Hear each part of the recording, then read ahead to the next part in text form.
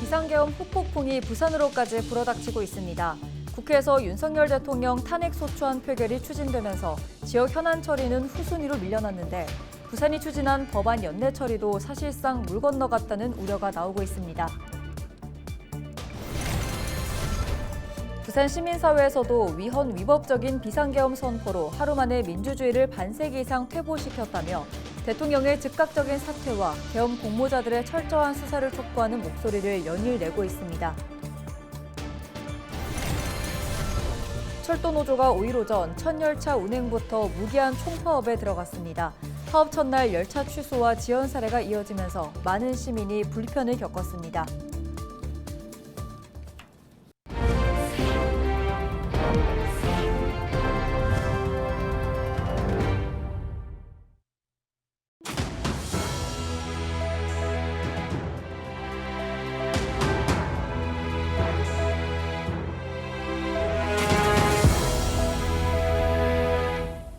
시청자 여러분 안녕하십니까? 헬로티비 부산 뉴스입니다.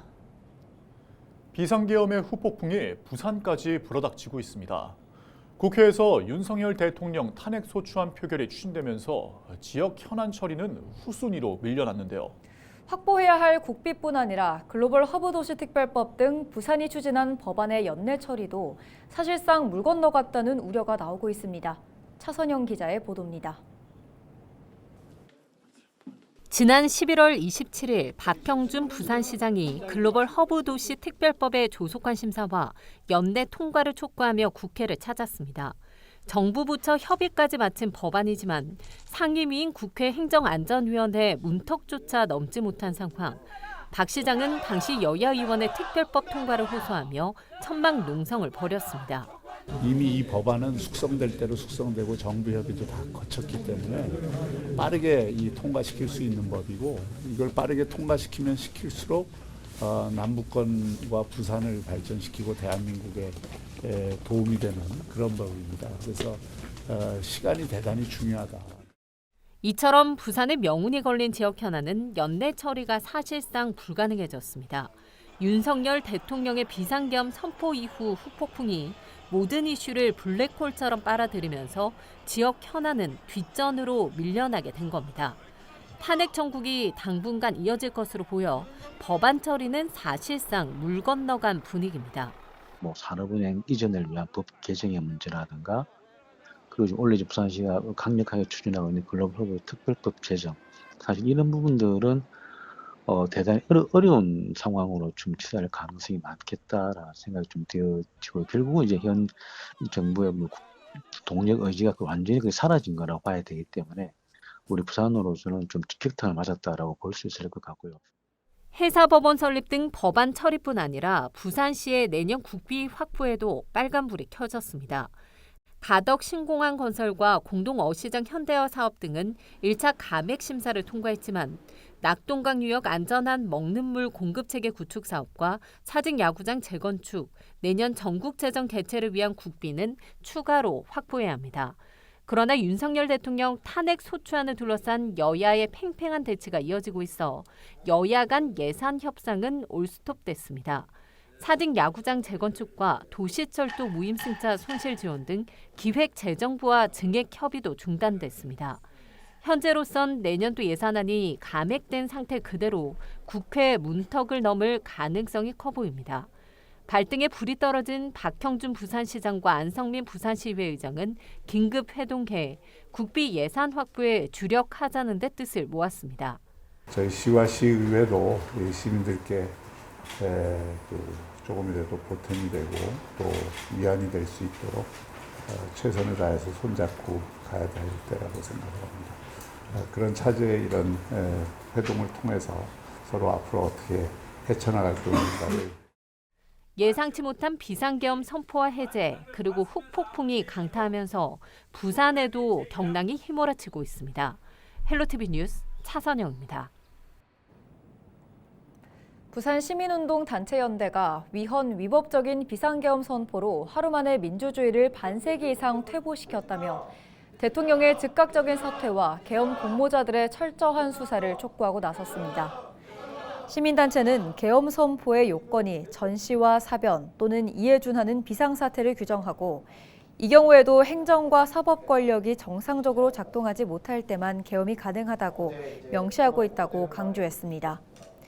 하지만 대통령이 밝힌 계엄 선포 사유는 국회의 탄핵 추진과 예산 삭감으로 계엄 요건을 충족하지 못해 명백한 위헌이고 불법이라고 주장했습니다.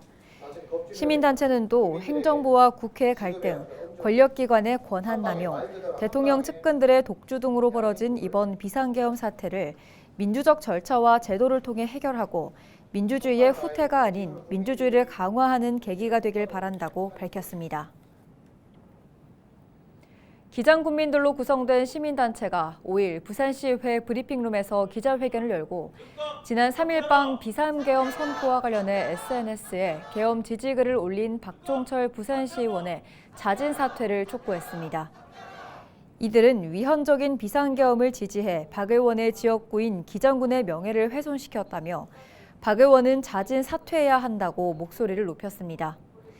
한편 박종철 부산시의원은 5일 입장문을 내고 본인의 발언이 많은 분들께 걱정과 실망을 안겨드린 점에 대해 깊이 통감하고 사죄한다며 SNS 글은 정치적 대화와 타협에 생략된 채 극단적 대립으로 치닫는 상황에 대한 안타까움의 표현이었다고 말했습니다.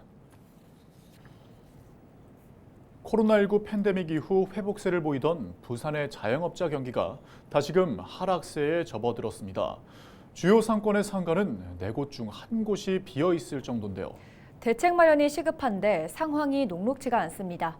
HCN 부산방송 최현광 기자의 보도입니다. 동래구에서 6년째 음식점을 운영 중인 문종대 씨. 영업 초기 12명이었던 직원은 최근 2명을 줄이면서 7명이 되었습니다.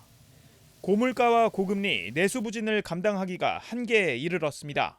재료비 자체가 많이 비쌉니다. 또 제가 할 수 있는 방법은 인건비를 또 줄이는 방법인데 인건비 줄이는 방법도 사실 쉽지가 않은 그런 상황입니다. 기존 또 줄여들 만큼 기존 사람들이 그만큼 이제 일이 많아지기 때문에 동래구 명륜 1번가 거리로 나가봤습니다. 점심시간 무렵인데도 거리가 한산한 데다 임대 안내문도 즐비합니다.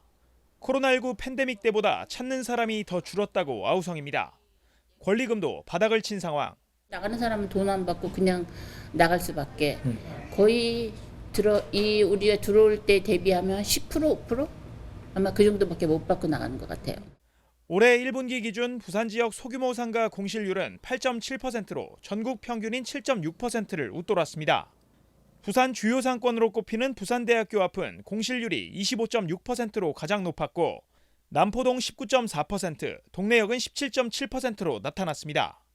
4곳에서 5곳 중 1곳이 공실 상태라는 건데 상권 쇠퇴의 우려도 나오고 있습니다. 실제로 이렇게 내걸고 한번 내걸고 장사하는 사람들은 인건비, 집세, 우리 물품비, 그다음에 세금 이게 감당이 안 되는 수준이에요. 연말을 지나면 폐업률은 더 높아질 것이라는 전망도 나올 만큼 사정은 더 심각해지고 있지만 대책에 대해서도 현장에선 회의적인 시각이 확대되고 있습니다. HCN 뉴스 최현가입니다. 철도노조가 5일 오전 첫 열차 운행부터 무기한 총파업에 들어갔습니다. 노조 측은 부산역 광장 등에서 출정식을 열고 본격 파업에 돌입했습니다.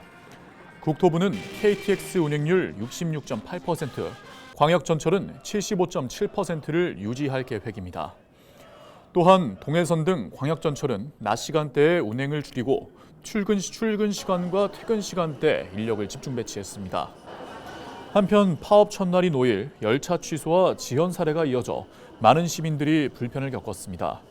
코레일은 열차 이용객의 혼란을 막기 위해 스마트폰 앱 코레일톡과 홈페이지 등을 통해 지연 또 취소 상황을 안내하고 있습니다.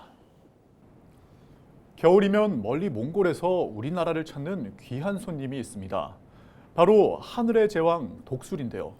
올해도 어김없이 수백 마리의 독수리가 고성을 찾아 장관을 연출하고 있습니다. 표영민 기자입니다. 독수리들이 거대한 날개를 펼치며 푸른 하늘을 가릅니다. 하나 둘씩 들판에 내려앉더니 뿌려놓은 먹이를 무리지어 먹습니다. 몽골에서 3,000km를 날아온 독수리들인데 겨울을 나기 위해 고성을 찾은 겁니다. 우리나라 대표 독수리 월동지인 고성은 20년 전 먹이 주기 사업을 계기로 해마다 800마리가 넘는 독수리들이 찾습니다. 대부분 태어난 지 1, 2년 정도밖에 안 된 어린 독수리들이지만 날개 길이는 3m가 넘습니다. 거의 1살, 2살짜리들이 아무래도 이제 자연 생태계에서 먹이 사슬에 밀리다 보니까 이렇게 어린 친구들이 이쪽으로 한국으로 또 한국으로 오는 중에서도 특히 경남 고성에 오는 애들은 다 어린 친구들.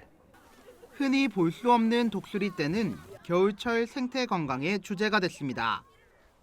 고성군은 4년 전부터 독수리 축제도 열고 먹이 주기와 생태 교육 등 다양한 체험 프로그램을 운영하고 있습니다. 직접 독수리 먹이도 주고 망원경으로 직접 관찰해서 독수리의 생김새가 이렇다는 걸 알고 독수리가 되게 컸던 것 같아요. 저희가 준 먹이로 독수리들이 좀 맛있게 먹으니까 뿌듯했고 앞으로도 독수리와 생태계를 위해서 좀 더 환경 보존을 열심히 실천해야 될 것 같다고 생각됩니다. 고성군은 생태 관광을 넘어 활동 영역을 더욱 확대합니다. 그 첫걸음으로 독수리의 체계적인 연구와 보호를 위한 독수리 보전센터를 건립할 예정입니다. 독수리 보전센터에는 부상당한 독수리를 위해 치료실과 회복실이 설치되고 또 영구적으로 장애를 입어 몽골로 돌아가지 못하는 독수리를 위해서 보호시설도 설치됩니다. 또 아울러 독수리를 보고 체험할 수 있는 생태 체험장과 먹이 창고가 설치될 계획입니다. 겨울이면 고성을 찾는 귀한 손님 독수리는 내년 3월 고향인 몽골로 돌아갑니다. 헬로티비 뉴스 표영민입니다. 부산시의회 예산결산특별위원회가 5일 부산시와 부산시교육청의 2025년도 예산안과 기금 운영 계획안 등에 대한 본격적인 심사에 돌입했습니다. 예결특위가 심사한 부산시 2025년도 예산안 규모는 16조 6,922억 원, 기금 운용 계획안 1조 3,334억 원입니다. 또 부산시 교육청 2025년도 예산안 5조 3,351억 원과 기금 운용 계획안 1조 488억 원에 대해서도 심사합니다. 임말숙 예결위원장은 합리적인 세입 추계와 건전한 재정 운용을 바탕으로 불효불급한 예산은 삭감하고 필수적인 사업에 예산이 배분될 수 있도록 철저히 검토할 계획이라고 밝혔습니다. 예결위에서 의결한 예산안은 12월 12일 본회의에서 최종 확정됩니다. 부산의 예술계 대학생과 대학원생, 청년 예술인들의 연합 전시회인 디그리쇼 2024가 위기의 계절을 너머를 주제로 수영구 복합문화공간 F1963에서 4일 개막해 13일까지 열흘간 열립니다. 이번 전시회는 지역의 위기와 예술계 대학의 위기, 청년 예술가의 위기를 극복하고 지역 미술의 활력을 모색하기 위해 마련됐습니다.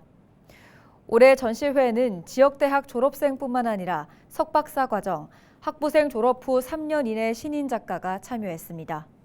디그리쇼 한국위원회는 올해는 공모 과정을 통해 엄선된 작품 58점을 전시한다고 밝혔습니다. 정종복 기장군수는 지난 4일 시내버스 노선 개편과 관련한 주민들의 요구안을 부산시에 전달하고 적극적인 반영을 요청했습니다. 부산시는 최근 버스 노선 개편과 관련해 기장 지역에서 2차례 주민 설명회를 열었으며 개편안에 대한 주민 의견을 검토해 조만간 최종안을 확정할 계획입니다.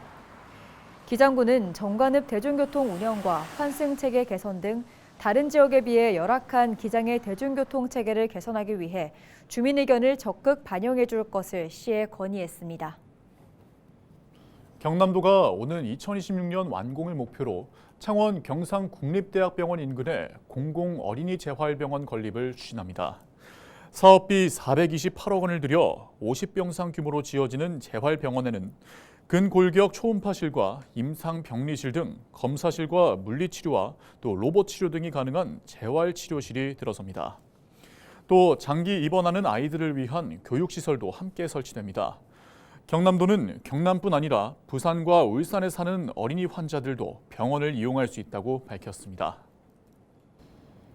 이상으로 뉴스를 마칩니다. 저희는 언제나 지영민 여러분과 함께합니다. 시청해주신 여러분 고맙습니다.